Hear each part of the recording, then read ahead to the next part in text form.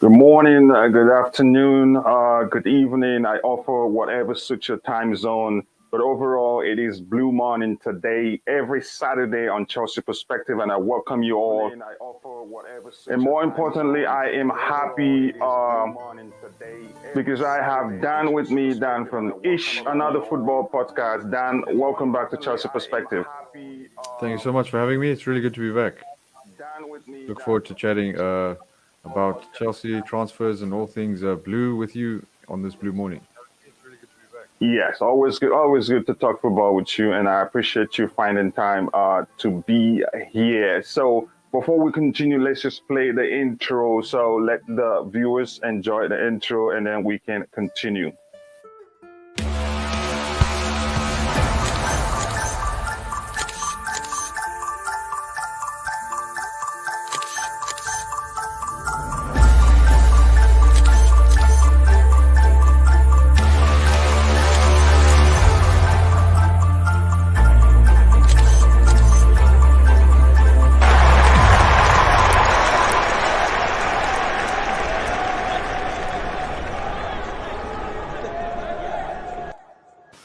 Yes, Dan, welcome back to welcome back to Chelsea Perspective.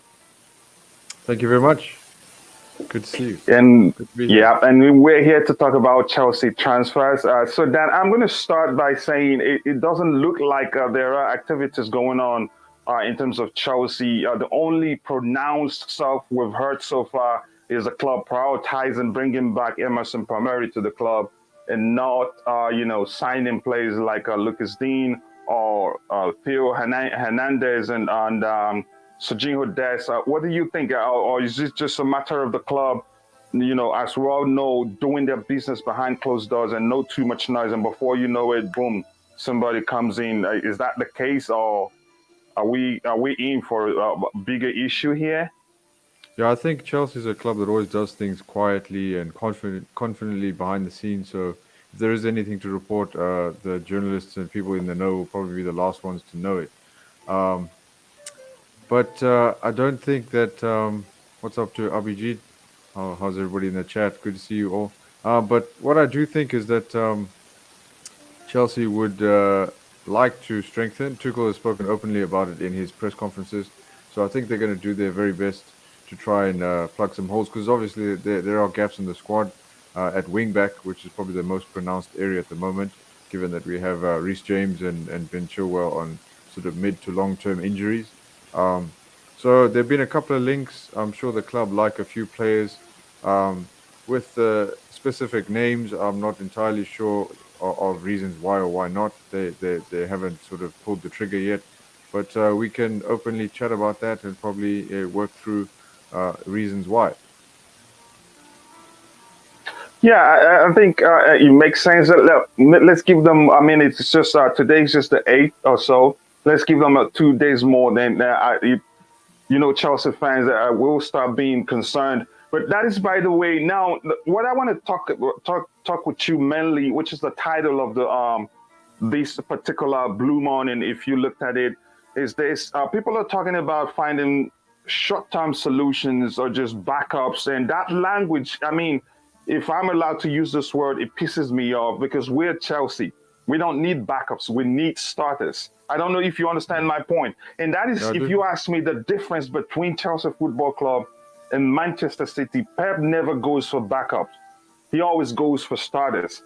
If you cannot start, if you're not good enough to start, then you're not good enough to be in the team. And that's why even when it first starters, what we see as starters, we outsiders see as starters, gets injured, they still have a very, very strong team. And nobody is guaranteed a spot. You come in, you play. Next match, Pep Guardiola might decide to play the other player, and then they still have a good team. So what do you think about that language, finding backup? And people are literally going for, okay, this guy will be the guy that will be comfortable with staying on the bench and allowing Ben Chilwell play. So when Ben Chilwell is injured or when something else happened or when he's tired, then he gets to play. That's not what we want. We are Chelsea. We want somebody that will push Ben Chilwell, if possible, kick him out of the team and start. So that way we have a very strong team. What's your take on that? that I completely, language or backup and or however you want to phrase it. I completely agree with you. And the thing is that, what's up to Just Fowler? Good to meet you. Um, the thing is, I uh, I completely agree with you. And the fact that Man City tried to sign Harry Kane and then that failed, and they didn't dip in and go and find some other striker. There were other options on the market, but they decided, okay, if we can't get our top target, we're not going to go for anyone. So that's the kind of philosophy they take. And I'm not in favor of matching their philosophy because I think that there are other ways to do it better. I think we have a superior academy, even though Man City have some great talents like Phil Foden, Cole Palmer, and those guys. But I think we have a better academy than they do. So uh, a very good philosophy I think to have, and I was actually chatting to Abhijit about it before I came on the stream, was actually to intersperse the squad with youth as backups. You know, people from the academy, because that's a There you go. low. You still use that language backup. Yeah, but this is what I'm saying. It's like if you're going to have a backup, why spend money on it? You know, just use a youngster who already like young players from the academy who are already well versed in how to play the Chelsea way. You know, if you're going to sign a player for a position, I agree with you. Go out and get a world class player. Go and get someone who's going to compete. You know, I completely agree with you. Like, why should we go for Luca Dean, who's not even going to be the first choice left back at Everton, when we could go all out and get Rafael Guerrero at Borussia Dortmund, who will compete with and push Ben Chilwell. You know, same Yeah. So yeah. with the So right wing. We were linked with Ashraf Hakimi. Okay, he didn't come, but that's someone who would have pushed Reece James and probably would have played over him at certain points, and maybe forced Reece into a different role inside the team. So I completely agree with. If we want to get to Man City's level, we need to be We need to be inputting this kind of philosophy, and I think that is probably the direction that Chelsea are going to go. I don't think they're going to go out and sign Luca Dean for the sake of signing Luca Dean. You know, they're going to sign him if he's going to push the players ahead of him. You know, if he's exactly, going or even take their place if possible. exactly, that's the way. And this idea of a backup is only there in as a contingency. You know, which is why I think getting someone like Ian Matson back from Coventry or Emerson back from Lyon is a better move than signing someone like Luca Dean for 20, 30 million pounds. Yeah, I agree with you. And again, we will be taking because we want this to be as interactive as possible with those in the chat. I'm seeing all the good comments in the chat, and we will look at them one by one.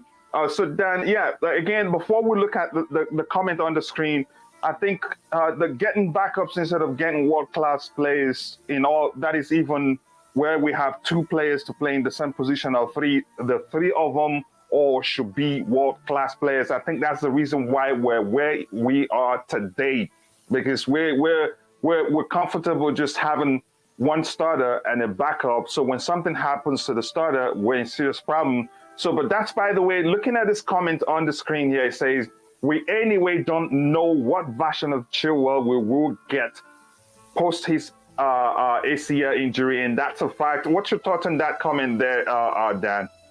Yeah, look, ACL injuries nowadays, I think with the advances in medical technology nowadays, that there have been players who have come back and played at a very outstanding level, um, even after an ACL injury. So I don't think, obviously, it's not something that we can be too relaxed or cavalier about with respect to Ben Chilwell because it's going to take a lot of work for him to recover and to get back playing to the same level. But there's also for me the nature of the injury. It's a partial tear, it's not a complete rupture. So that's also sort of physically speaking or physiologically speaking, it's not quite as devastating as a proper ACL rupture or tear. Um, but I have every confidence that Ben will come back to the same level and be able to grow probably beyond the level that he showed beforehand. Yeah, I agree with you, and he's still young. Hopefully, nothing changes from the bench where we saw in the last 3 games or 4 games that he played for us before he got injured. Because usually, the truth is, what this reminds me, that's a comment reminds me of. It is hardly, I mean, it is rare that players who go out with injury that keeps them out of the team for a long time to come back the same. It doesn't happen all the time. But that's by the way. Now, here Madison here, Terriers, I don't know how to pronounce that first name, says, but it's my friend Starve. I know who that is. It says, I would sign both Dest and Digne or Tagliafico with Chilwell out and Aspi looking like he may go. All three are capable of being starters. Yeah, I agree they're capable of being starters, but here's the problem I have with these names, especially the Ajax guy. I don't know how to pronounce his name again, Tagliafico, right? He's Yeah, 28 or 27, around that number. yeah, he And is. Digne is 28, around that number too. And these guys, in 3 years, we get to that age where Chelsea are usually reluctant to offer long-term contracts or even give players what they want at the age 30 plus or something like that. So we're facing that issue. And these players coming to Chelsea, they'll probably come with a higher salary given the switch. And they know that we're kind of desperate at this point. It's clear to them that we're desperate. If should we go and talk to their agent, they know we really do want reinforcements in that area. So they would want a higher salary. So already we're starting them off with a higher salary. So by the time they're 2 years at the club, to extend their contract becomes an issue, a recurring issue that we've seen at Chelsea because they're in their 30s already. So I don't think Chelsea would take them seriously. If you ask me, I'd say that's probably the reason why we're having so much about Chelsea talking with Lucas Digne's representative. So over to you now. What do you think about the ages of this, the two players there, the Ajax guy and then the Everton guy? Well, Nicolas Tagliafico will be 30 at the start of next season. Luca Dean will be 29 this year. Serginho Dest is significantly younger than both of them. So And of all that's the why I three, didn't talk about him. Yeah. yeah. So if we leave him aside, I'm not a fan of Tagliafico or Dean from an age perspective. I also don't think from a quality perspective, Tagliafico has actually dropped off a level since the Champions League heroics of Ajax a few seasons ago. And he spent quite a large portion of this season on the bench. So that's something that I really wouldn't favor at all necessarily. Luca Dean is a bit of a sticky one as well because he's had fallings out with previous managers, not only Benitez. So from a personality standpoint, that's not something that we would particularly want to welcome into our dressing room. Um, so I don't know if you want to progress the discussion on to Serginho Dest, but I know from Yeah, go ahead. You can talk about him. I didn't talk about him because I'm not really concerned about his age. But you go ahead yeah, if you from have a any input. Yeah, I go think ahead. of the three, he's the best signing of those three options there. Serginho Dest is probably the best because of his age and because of his versatility. He can play both right and left wing back. He's even played right wing at points. So, but again, he would fall probably more into the backup mold than the world class player kind of replace someone to push like a Reece James or a Ben Chilwell. He would be Yes. a very much a versatile player. Um, I'll be bringing up Cucurella. That I like him for Brighton as well, but I think having moved to Brighton recently in the last 6 months, I wouldn't see him possibly moving to Stamford Bridge. It will be a So very expensive option. yeah, so soon after moving to Brighton. But that's the kind of player that I think Chelsea should target if they're going to go for a someone to compete with Ben Chilwell. Maybe look at the younger bracket, someone to compete with Ben, maybe in the slightly longer term. If Chelsea are looking sort of at the financial aspect because of the fact that they have now reportedly the second highest wage bill in the Premier League after Man City, so that's something to consider. Um, it's important for them to be conscious of that, and also the fact that when the summer comes around, the likes of Baba Rahman, Ian Matson, Emerson, and Ben Chilwell will come back fit by sort of August time. So that means they'll have 5 senior left backs on the books of Wow. the club. So if they are to go out and sign a left back, that's something to be cognizant of. And this was said on a space last night with Liam Toomey and Dammy and Jam, popular Chelsea accounts, and the Athletic journalist last night. Chelsea Youth was there as well. So that's something to be conscious of. Just the sheer numbers. And Chelsea can't afford to sign players for the sake of signing players. That needs to make sense. Um, with regard to Serginho Dest, it makes a lot more sense than signing Tagliafico or um, and like a Luca Dean. Those are much more of those are short-term signings, and I just don't think Chelsea will look at if they, look. Ideally, they could look for Luca Dean to get a loan, like a 6-month loan, if that's the Yeah, but case. here's the issue with the loan thing. And of late, when he newly signed for Everton, he did well.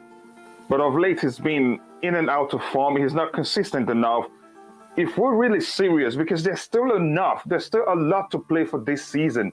We still have the Champions League, the Club World Cup, the Premier League isn't, mathematically over. Let's just put it that way. We just got to be sure we're not too far behind Manchester City, because the truth is, I think they will still falter at some point.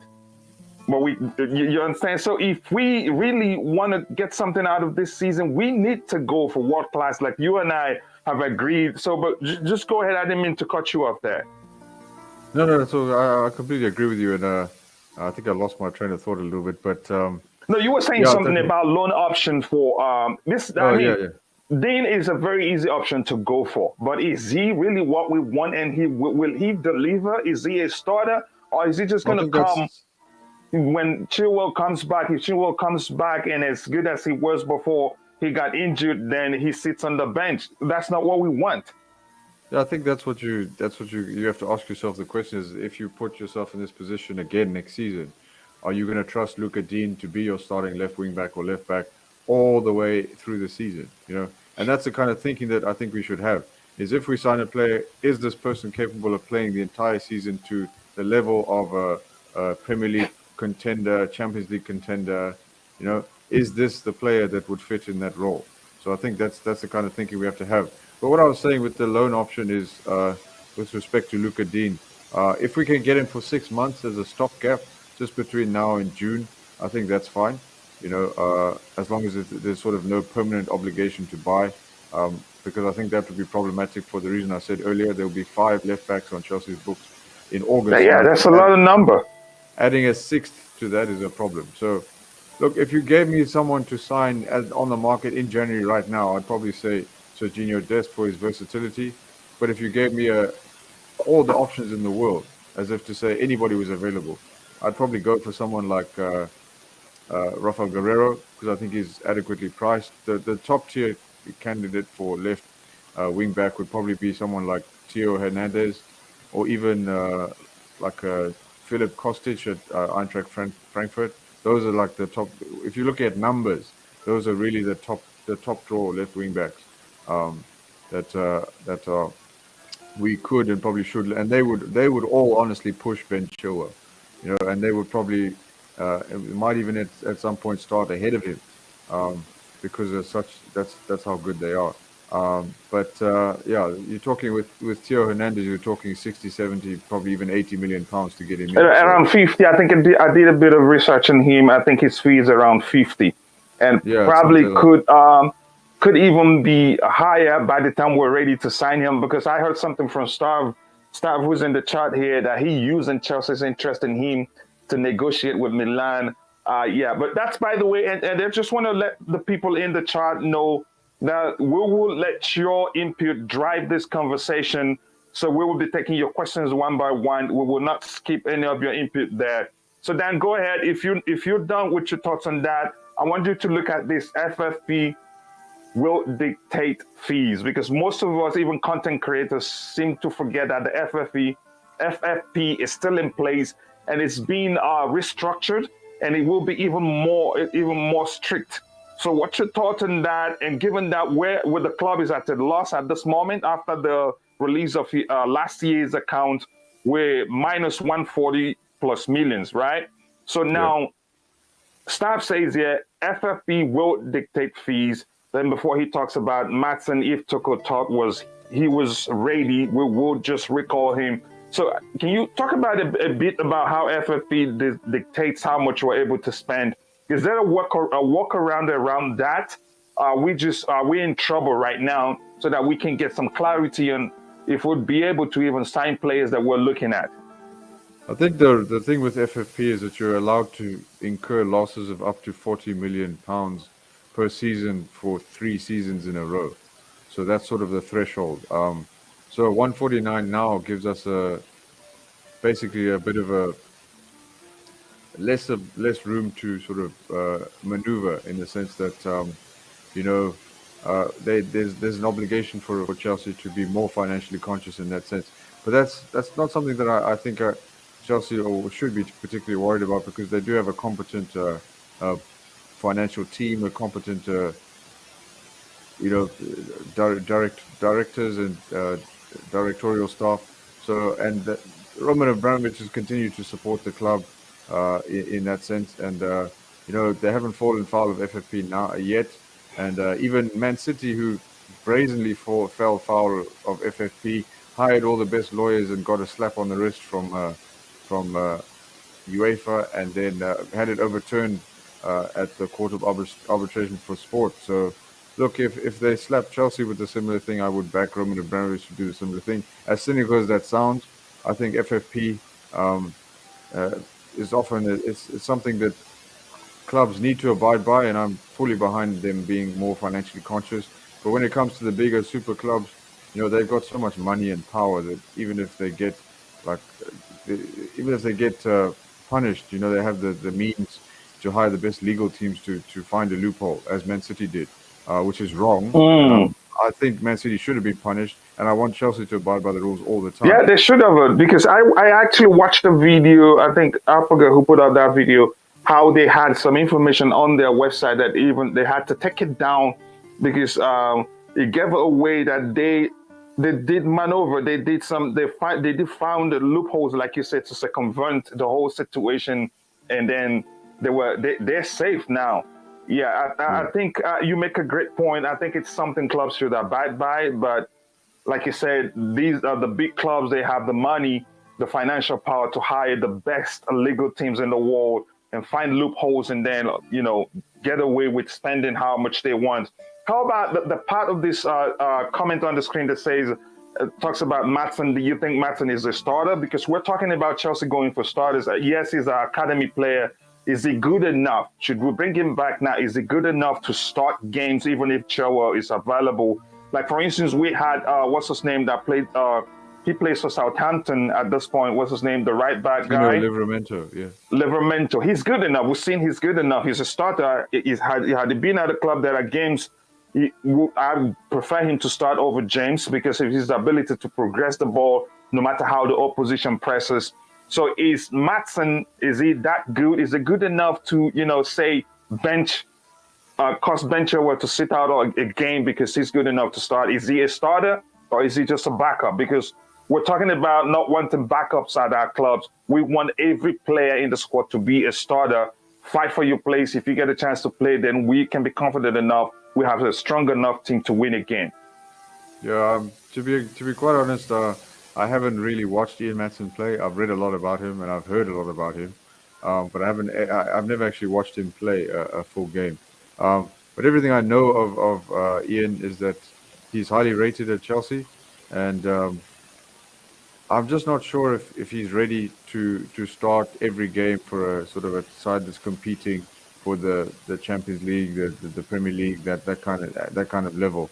I think he's got a lot of ability from what I know, um, and certainly think he has a bright future. He's very fast, as I've been told, um, and I think he's ideal for sort of that left wing back role. And he's doing very well at Coventry, but I think the thinking is due to his age. It's better for him to be playing every game, games week in, week out, and he's doing that at Coventry. If he came to Chelsea, he wouldn't be playing every week, you know, and he would have Marcus Alonso ahead of him. And whether he can just come in out the cold and perform straight away, that's a very difficult skill, particularly at 19 years old, to be able to master. So I think he's best served being left at Coventry to try and develop and do his thing, and then perhaps next season he can go to a loan that's slightly at a slightly higher level with a view to perhaps coming into the Chelsea team maybe in 2023, 24, you know, or 24, 25, because he's so young. He's only 19. So even if he has another couple of seasons on loan, he can come back to Chelsea at 21. He still has 10 years to go in his career. But yeah, that's something I would prefer to kind of leave him where he is.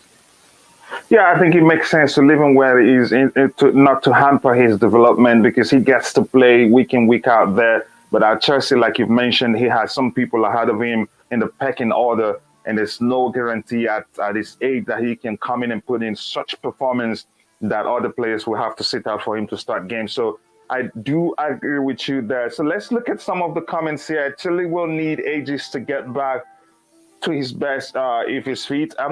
Hopefully that's not the case because we heard before it's a partial ACL injury.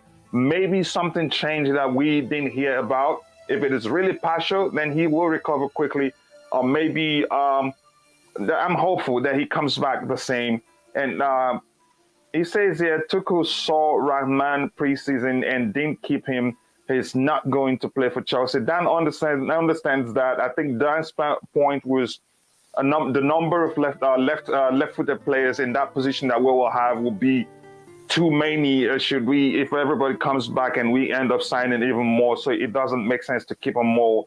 I think if you ask me, I'd argue that one of the reasons why we didn't sign too many players in the summer was because we have already too many players in the roster, and we'd have to get rid of some of them to make room for new players. Some of them weren't able to get loans out of the club. So, but that's by the way. Digne is better than Emerson, but Emerson is someone Tuchel wants back. Yeah. Dan, do you agree with this comment here that Digne is better than Emerson? Yes, I think so. Okay, yeah, no I need think so. going to trying to compare them. I think if you look at the way they perform in the Premier League, I think Emerson hasn't been consistent enough. At the point he was a bit consistent under Sarri, but after that, it's hard to remember when, since his stay at the club, when he's been consistent at the stretch long, you could say long period of time. So I agree with that. Tuchel also did speak about Emerson during yesterday's presser, but he said he's not giving out too much information. Yeah. Well, if What I'll go say ahead. on what I'll say on Emerson and Dean is the fact that what counts in Emerson's favor is the fact that he's played at Chelsea for a number of years and he's very familiar with the way that things work at the club, and especially the way that Tuchel likes to play. So in terms of a fit, Emerson is the best fit. So just to come in and operate in the system at a good level, and he's playing really, really well at Lyon this season. They really rate him very, very highly there, and he's been doing. I've even read in some sectors that they say that he's probably their player of the season so far. So Wow. that's that's something to consider. As players and historically, I would say Dean is probably better, given the fact he's a French international. Obviously Emerson is an Italy international, but Dean's got about 40. I think it's about 40 caps for France. I think Emerson has in the 20s or teens for Italy, and yeah, Emerson was very much third choice left back. Last season, he even played some portions at left centre back. Obviously, scored that wonderful goal against Atletico Madrid in the quarterfinals of the Champions League or round of 16 in the Champions League. But I think Chelsea will have to do some serious negotiation to get Emerson back. I'm not sure of the nature of the agreement to send him to Lyon, but I don't think it's a case of they can just put in the call and get him back because Lyon will probably need to get a replacement. So yeah, I think it's a difficult one for Chelsea to deal with this problem. Okay, let's really look. Let's use this tool here to compare them both, Dan, so we can see who's better than the other in terms of statistics. Because off the top of our head, we could, let's just look at it now. So we're talking about Emerson, right? Yeah, So let's get and Emerson see. Palmieri. Is it double M? No, one S. Yeah, This is yeah. the There you go. The Emerson one here, at the right? top. Yeah, Okay. And we want to compare Emerson with Digne. Okay, let's find Lucas Digne. And let's see who's better statistically. there I you see go. him here.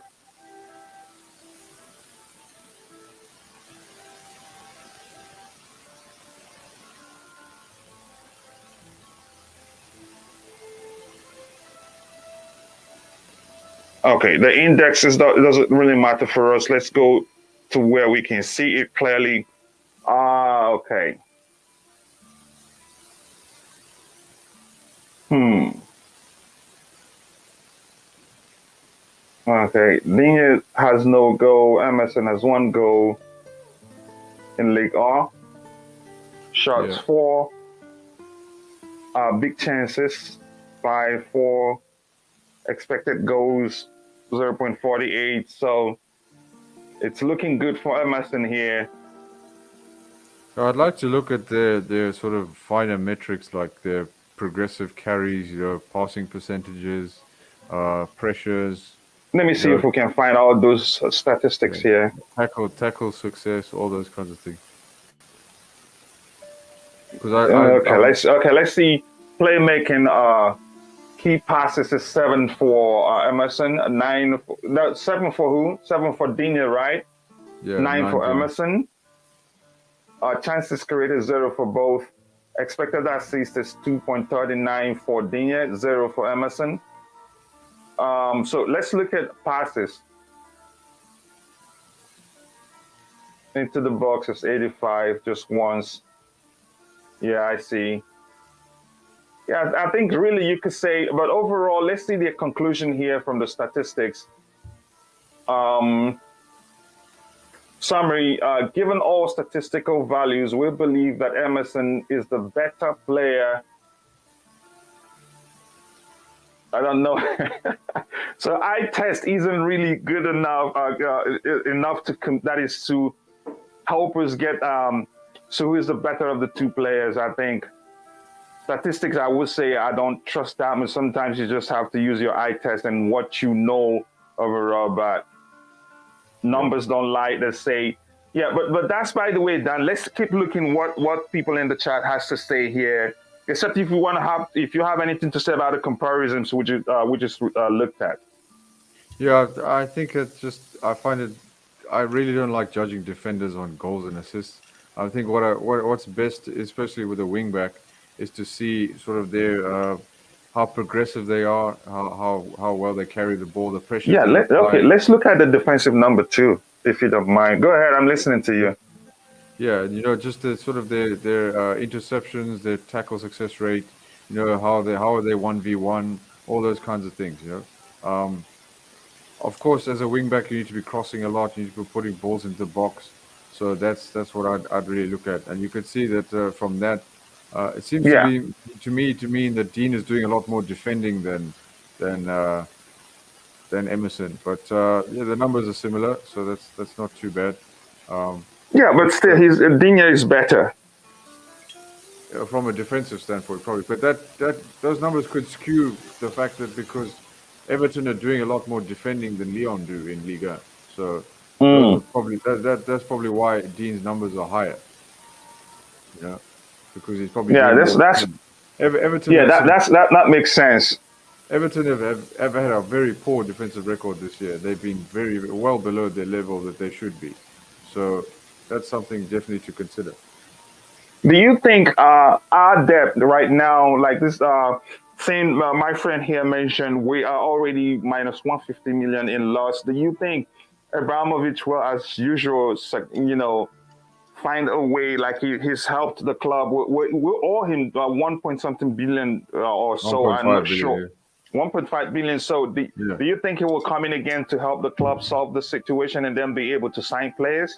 Of course, he's done that in the past, and I think that he's never been shy to invest in Chelsea, and he's remained committed to doing so. I mean, it's pointed to the fact that you can see his actions to Thomas Tuchel on the pitch after the team won the Champions League final. He meets Tuchel for the first time. They have an embrace, and what does he do? He makes a motion with his hands as if to say, "Let's go again." We go again. So his ambition is to make Chelsea the most successful club in the world, and he's remained committed to that for literally the last 20 years. So I don't think that's ever in doubt. Yeah, that brings us. Thank you very much for that input. That brings us to these. Because staff here has somebody who's you could say works in the UEFA. How do is it UEFA or FIFA that knows very well about how they are restructuring the FFP, and it says there will be a salary cap as of next season between 65 to 70% of club generated funds going over not allowed. However, transfer fees will be slightly flexible but will face a luxury tax. What do you think about that? Because I think that might have been the reason why we're hearing that Real Madrid are no longer interested in signing Antonio Rudiger, because that could create a problem for them, possibly. Although some would argue that it's not in effect yet, so it doesn't make sense. But what do you think about overall the salary cap thing? Look, I haven't read anything like that, but of course I'm not the expert on this, so I wouldn't really know. But from that perspective, I've never liked really artificially interfering with certain mechanisms in any sort of economic setting. You know, like I'm in favor of sort of letting market forces take care of themselves. However, I will say that probably what that will do is stop clubs like PSG, Man City, all those spending recklessly and sort of dropping massive fees on players to the tunes of the hundreds of millions of pounds. I just don't like the idea of artificially altering those kinds of things.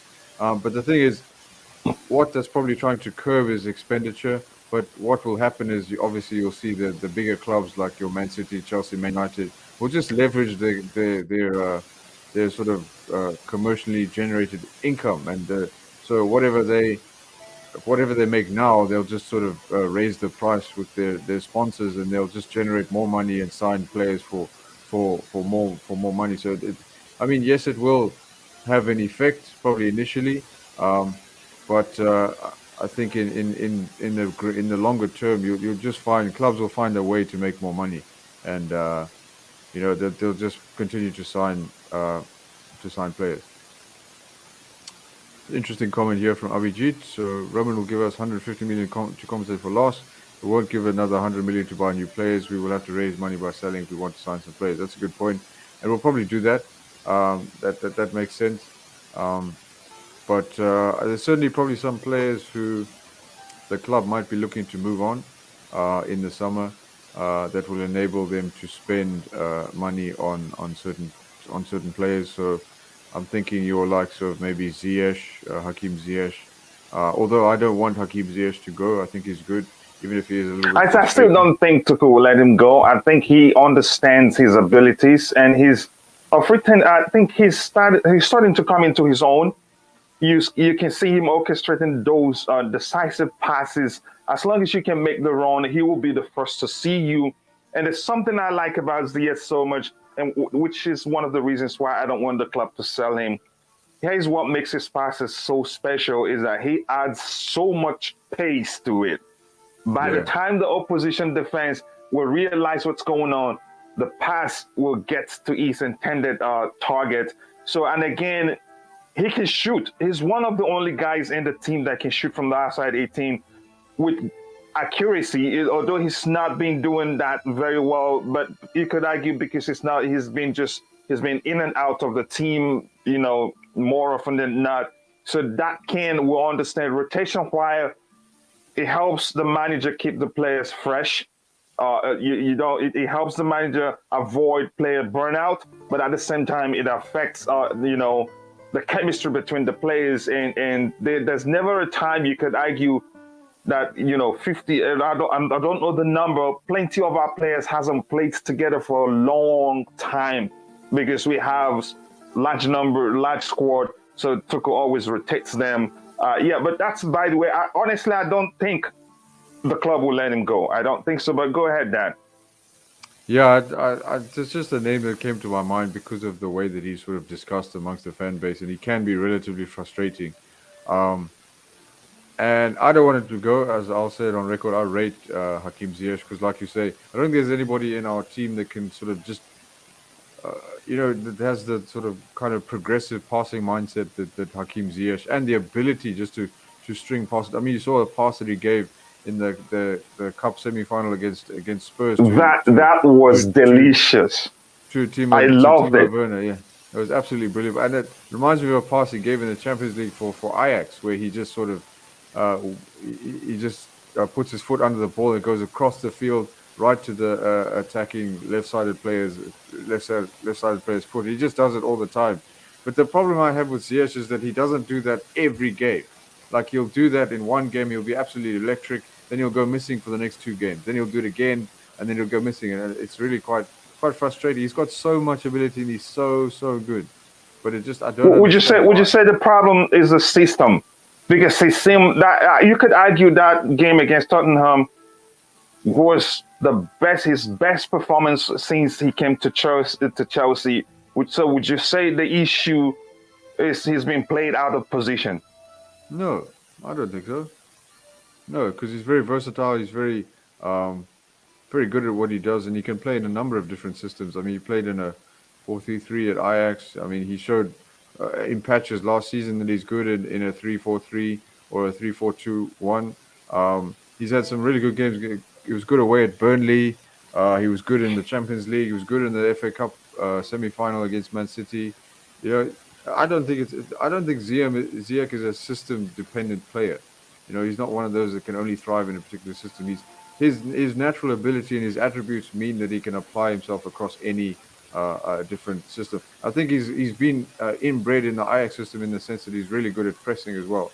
So I think he can fit in any high pressing, progressive, advanced system. And I think he just needs to find a level of consistency that sort of leads him to play every game for Chelsea. Because when he plays and he's on form, there's very few that are as good as him. But when he's bad, that becomes a little bit of a problem. So that's probably what you end up is that some of the players, maybe like a Mason Mount or a Kai Havertz, they also have their own really good moments, but perhaps they're not quite uh, as profoundly sort of talented as Ziyech when it comes to passing. But they're also not quite as they don't go missing as much, you know, that kind of thing, you know. Yeah, I think I understand your point quite clearly there. Oh, so down this comment here in all caps, I think Stav wants us to, to get his point. He wants to get his point out there, making sure it's in all caps. He says Roman cannot give the club money. Now that begs the question: we owe him 1.5 billion. How did that Yeah, happen? If he cannot give the club money? Or is it yeah, I think. so? If he can give the club money, how was he able to do that? How was he able to give the club so much money that now it's now 1.5 billion plus? Yeah, I think that obviously a lot of that investment came prior to FFP, so that's one reason why. But similarly, I think I'm not sure what the exact financial term or financial workaround is, but I know that he's allowed to sort of write off debt or something, reinvest sort of, or turn something into like equity, which allows him to sort of reinvest in the club. Because there's something in the Chelsea accounts that I saw there that sort of is like owner's investment or owner's something like that that allows him to sort of uh, put money back into the club. You know, it's legally speaking, it's not illegal. It's within the rules. He's allowed to do that. And I'm not exactly sure, and don't quote me on it, but I saw something that said that he's allowed to do so. And I don't know where it was. I wish I did have the link, but I saw it on like a club account. When I read the story for the club, when the club posted their financials, I just saw it in there. Um, so it's like owner's investment or something like that. I'm not entirely sure where it is, Yeah, but I think let that's me what I see saw. if yeah, I get your point. Let me see if Stav, who wrote that in all caps, maybe he has the time to join and explain. He has a connection to somebody who understands the structure of the FFP very well and who's well acquainted with the restructure process and what will be there and what will not be there. If he joins, maybe he'll help us to understand that. Stav, welcome to the stream. I don't know if you've met Dan, if you've listened to his podcast before. It's called Ish, another football podcast, a brilliant podcast, one of the best, if you ask me. When you want to listen to podcasts that delivers Chelsea content, not strictly Chelsea content, but the Premier League as a Premier whole. League content, yeah. Yeah, content. Yeah. So, Stav, do you know about Ish? Before we continue, we still continue. Do you know about Ish, another football podcast? I have seen him before, but not on the podcast. I've seen him Okay, you have to check it out. Dan, go ahead before we continue. Stav, welcome to the stream. Dan, go ahead, tell us a bit about Ish, another football podcast before we continue. Yeah, my podcast. It's I do with two of my friends. It's a Premier League centered podcast. It's available at Eish Football Pod on Twitter. All the links are there in the description. We've got a link tree there. You can check us all out. We're on Spotify, Google, and Apple. We put out at least an episode every week, just going through sort of the matches in the Premier League, talking about them, and going through all the issues in and around the Premier League. Just having a little bit of fun. It's casual. It's enjoyable. Just a little bit of an unwind and enjoyable chat about the Premier League. Yeah, I'd appreciate any follows, any reviews, any comments. If you have anything you'd like to tell us, we're always available on DMs or on Twitter. But yeah, please let us know. I appreciate any follows or any thing that you can add. Yes, and I urge you all to go check out the Ish Another Football podcast, and you will thank me later because I've listened to it and I haven't stopped listening since I started listening to it. I just haven't listened to the last episode, but it's been Thanks. great. And you can see Bobby Fevy in the chat says Dan's podcast is very good. Thank you for that testimony there. Thanks, Bobby. Appreciate it. Yes. It's really kind of you. Thank you. I will check them out on Spotify. Please do. And I will also Thank you so provide the much. complete information to their podcast in the comment section, in the description section once the video is ready. So, Stav, yes, welcome. Let me call it the fight because I know how you like to fight when people talk about the FFP or how much the club can spend. So, over to you, Stav. Tell us if Roman can pump money into the club, if it is possible. How? If you say it's not possible, then the question for you is how are we owing him 1.5 billion plus? Yeah, first of all, owners, not just Roman, owners are allowed to put in 10 million euros per year, right? How much per year? 10 million euros. 10 million euros per year. Yeah, per year, right? Over a 3-year period. And that's only for debt management. It's not for anything else. You can't use that money for transfers. You can't use that money for salaries.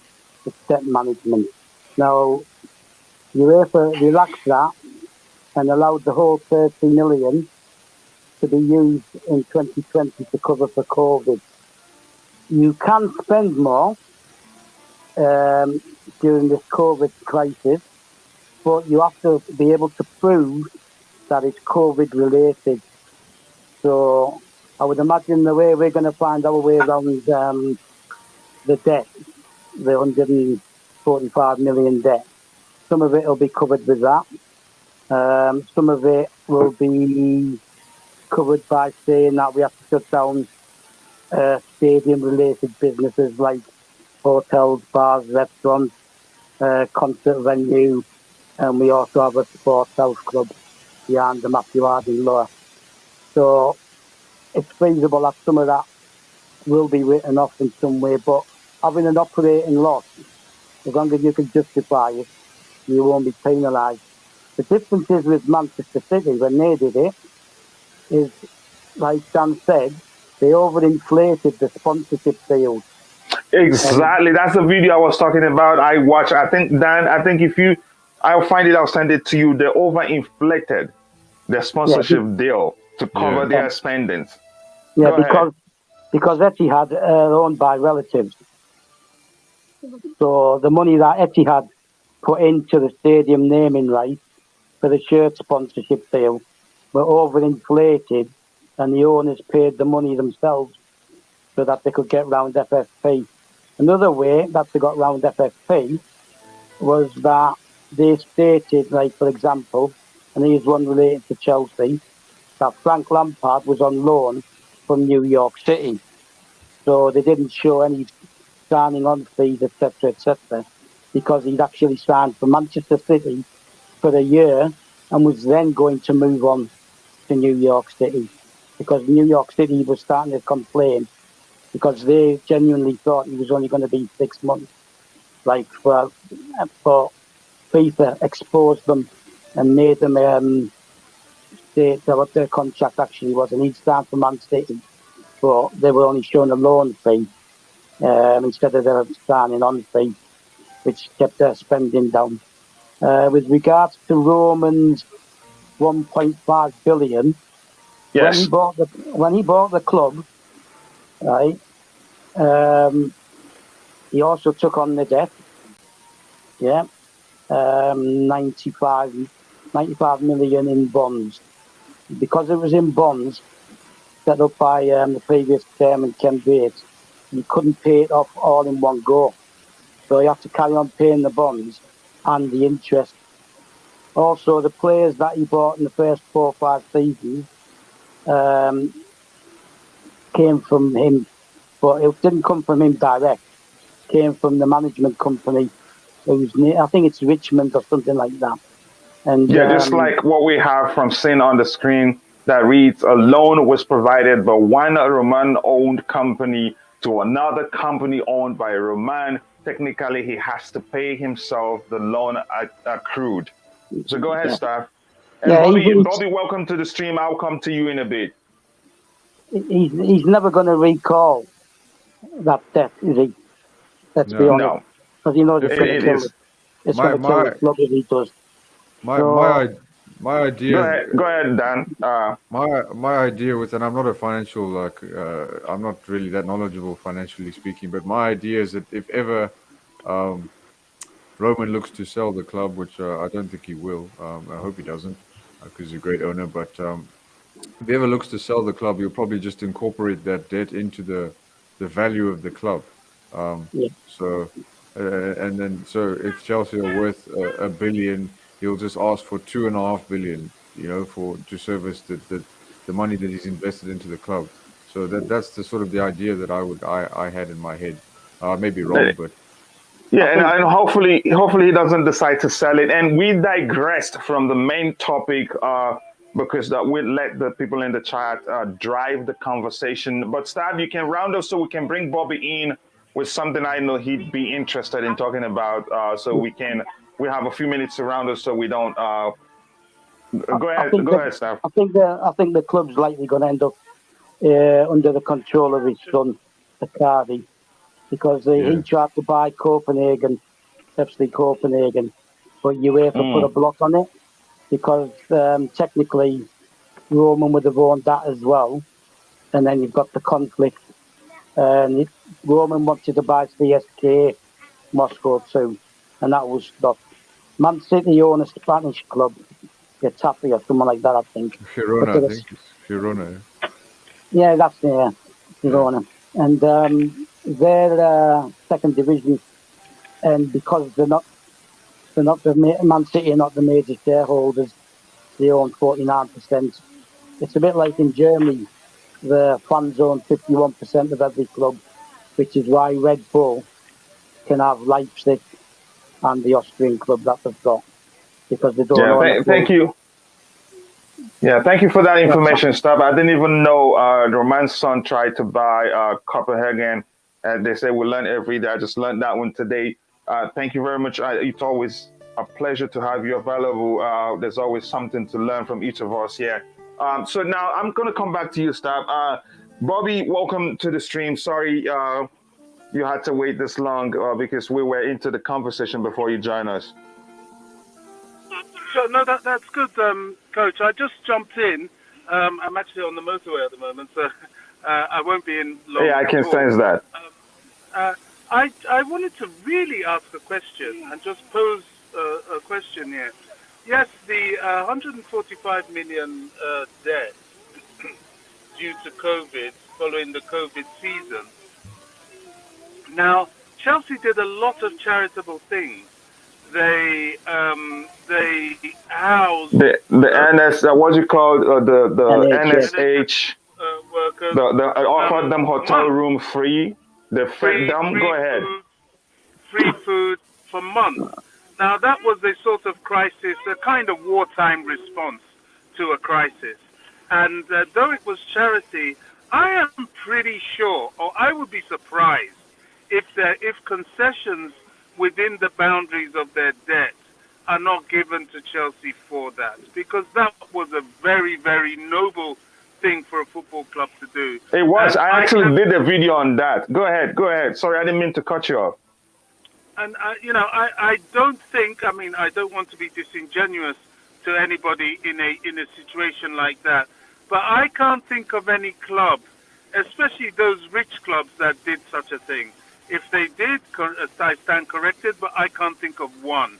And Chelsea have continuously been doing things for the community, but this in particular has a huge part of their debt per se. That's a lot of it. And even if it isn't, that has been a huge part of financially hamstringing the club. So I think that there is a case to be made on those grounds. They may not make it because they did it out of, for want of a better word, the goodness of their heart. But I would be surprised if they're not given concessions on those grounds. And I'll be interested to hear from someone with more financial knowledge to explain how that would work, because that has got to be part of the equation. Wow, that's a great point. And if my memory serves me correct, I think it was in 2020 or 2019, Chelsea was voted the most generous club in the UK, given their charity work of that. I'm not sure the precise date, but I think they got recognized for that. But that's nothing. You get nothing out of that. So the question Bobby posed here, you guys heard him, or Dan, or you, or staff can come in. Yeah. Can I answer it?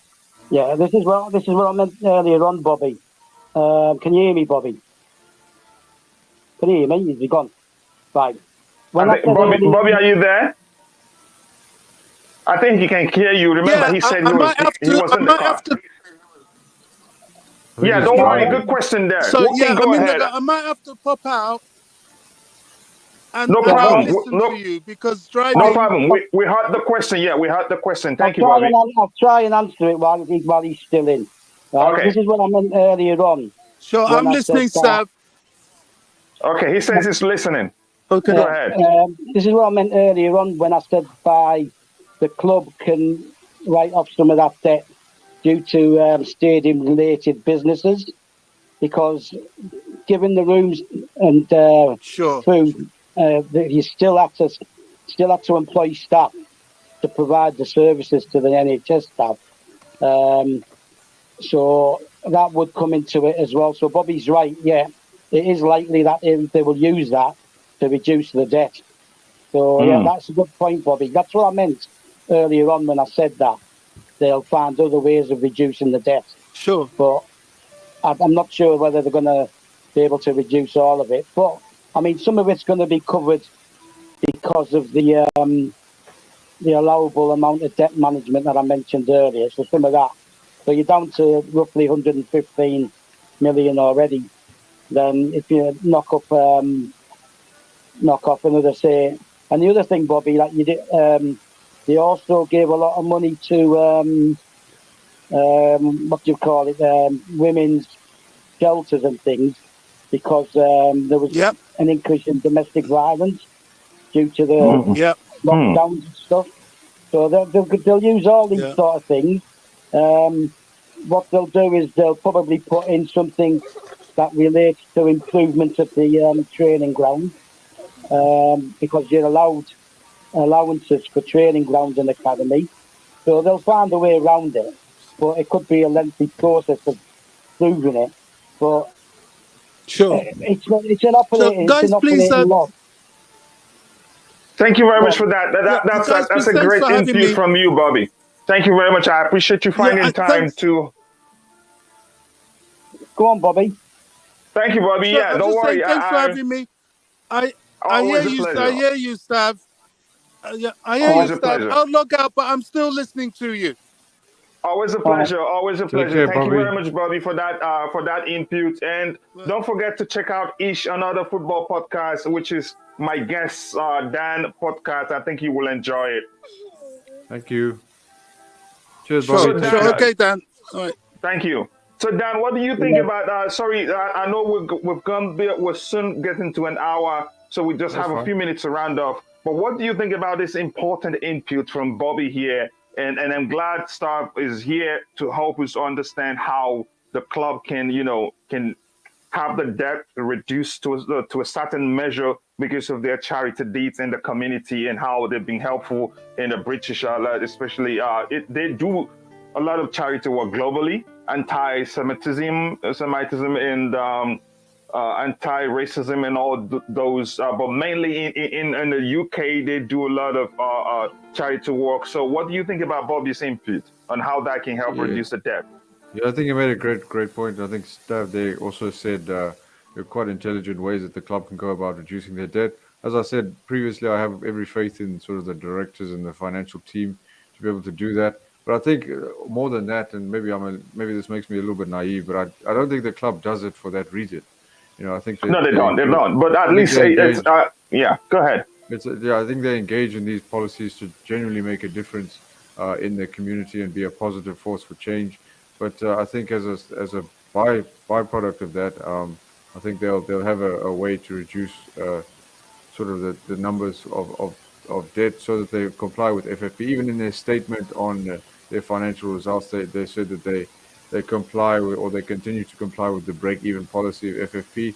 And also the thing is, one thing that is noted in that statement, which I was reading whilst Bobby was speaking, is the fact that COVID has had such a negative impact on Chelsea's financial accounts. And they said in their statement that this would have been the year where they first broke the £500 million annual revenue, were it not for COVID. So I think that's another mitigating circumstance that perhaps the powers that be can't afford to overlook, because everybody was so negatively affected across the football pyramid from top to bottom by COVID. So I don't think that that's something that anybody can necessarily overlook.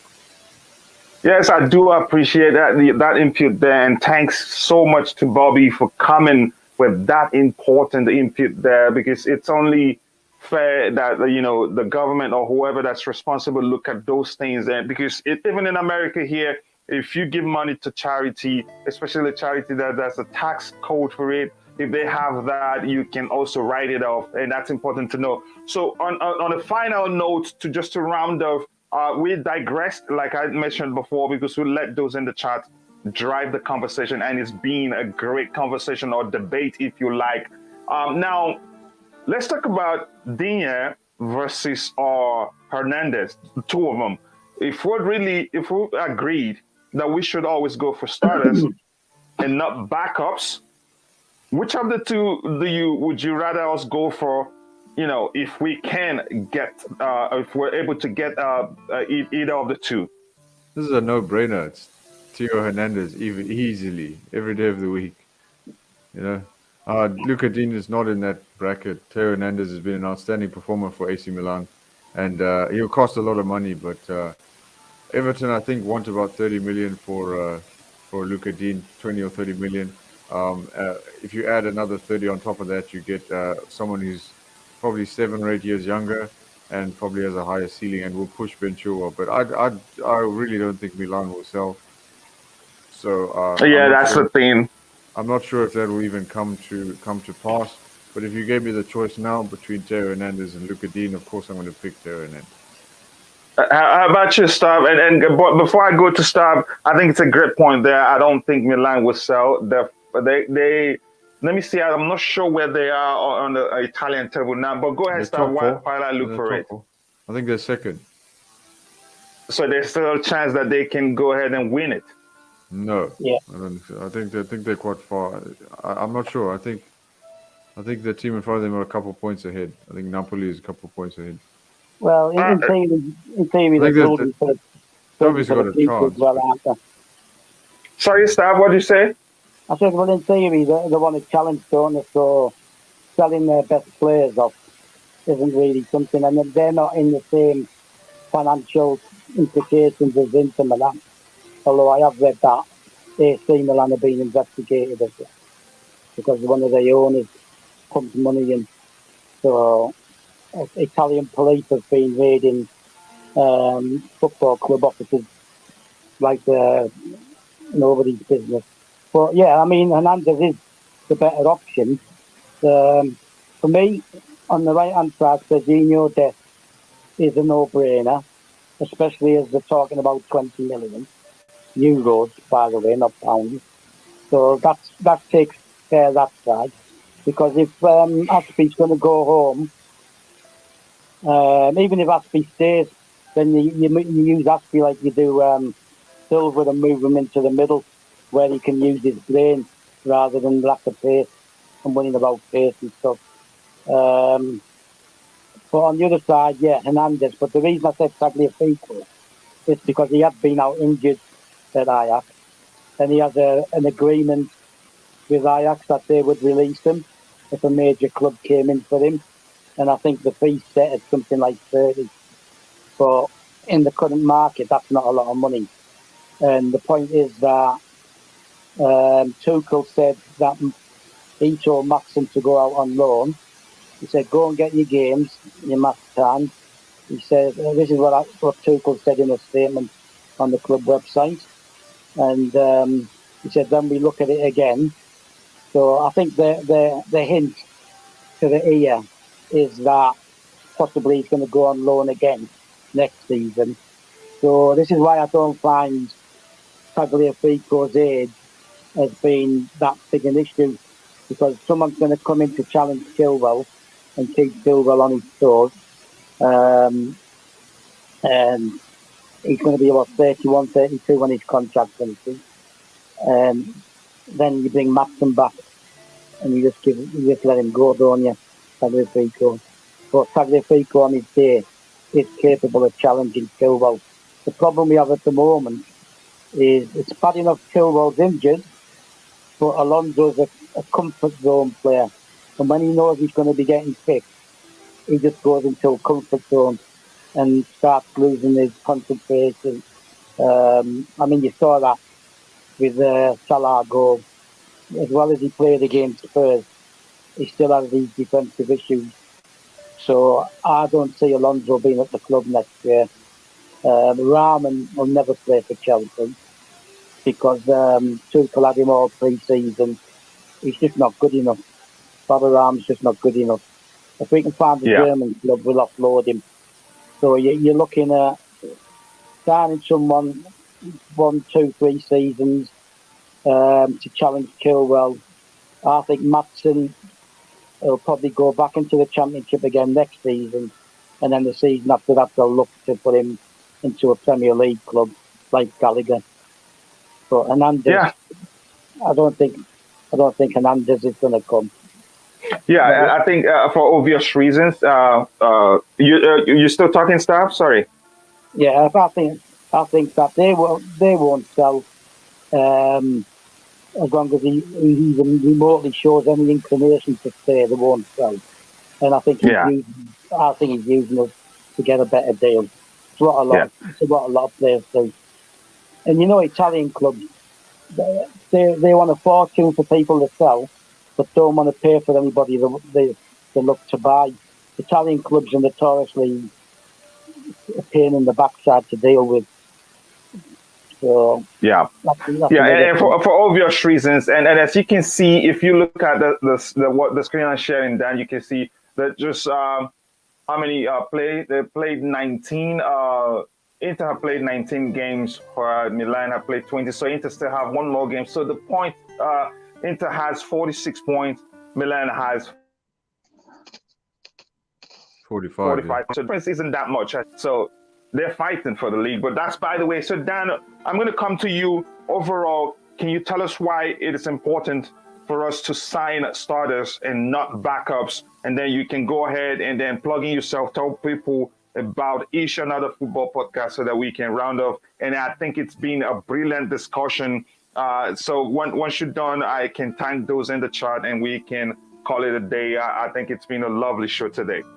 Yeah, I think it's a good point that you raised there, in the sense that if you want to be a team that's competing with Man City, who's probably one of the best, if not the best team in Europe, you need to be having world-class players, 1 or 2 in each position. And I think signing someone like Luca Dean is is as a stopgap to the summer is a good idea because it's just another body. As I said on my podcast or as Nick said on my podcast, my guest the other day, we were chatting through the Chelsea transfer strategy as well. If you guys want to check that episode out. But yeah, I think it's a good idea to have a body until the summer, just so we can get there and have someone who operate at a good level. But I mean, long term, you need someone who's going to push Ben Chilwell, and he's got to know that if he's coming back, he's not necessarily walking into the position. Yes, he's been injured. Yes, it's not great. Yes, we want him to be fit and firing, but he's also got to know that he comes back to work. He comes back to earn his place back, not to walk straight into it. And that's the kind of we need a meritocracy at Chelsea. That's basically it. You earn your spot and you play if you deserve to play. If you look at a player like Mason Mount, that it's written all over his face every week. He plays because he deserves to play. And he's always smashing it in training. He's always giving 110% on the pitch. He's leaving blood, sweat, and tears on the pitch to try and represent the Chelsea shirt. And that's the kind of mentality that you need across your squad. So that's kind of where I was thinking with respect to the makeup of the squad in general.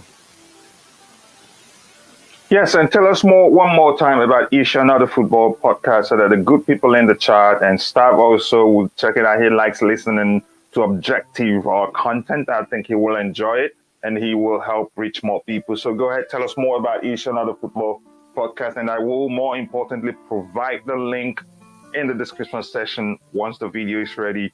Go ahead again one more time. Sorry, Dan. No problem. Thanks again for you, Coachila, for always helping me out with the podcast and everything. Eish, another football podcast, available at Eish Football Pod. That's EISH Football Pod on Twitter. All our links are there. We're on Spotify, Google, and Apple Podcasts. You can check us out. We recently did a Chelsea transfer special. I did it with Nick from That Chelsea Pod. Also check him out if you're a Chelsea fan. He's got a great podcast, Chelsea-centric podcast, available at That Chelsea Pod.